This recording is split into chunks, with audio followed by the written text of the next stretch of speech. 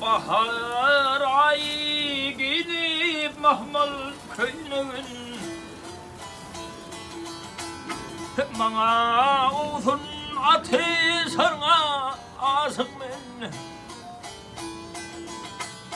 Affa yürü bulman yerin kaymağın Göz affından bakay sana asık men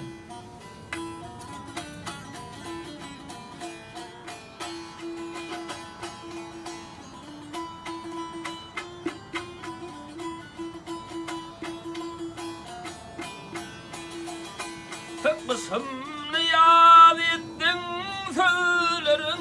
bilin Toya geldin din dostlar alın bilin Yüz bilinde ağlı güllerin bilin Beni güllep tapıl sana asık men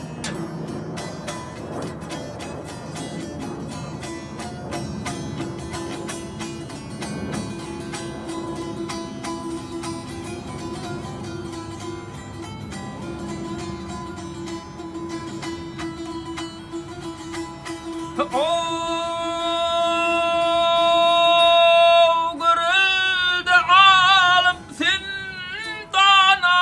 gelinden Yerliksiz asla çıkmaz tilinden Aylayın ayna hünerli elinden Vahilin kesle çekilsene asık men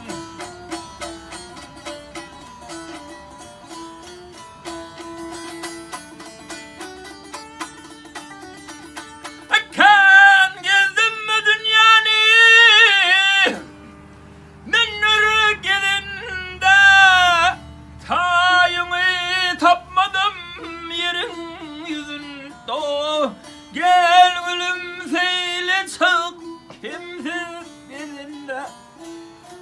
Gül yakanı takı sana asık men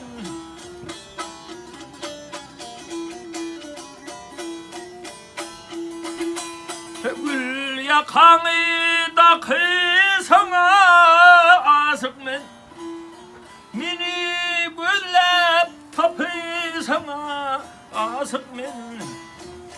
asık men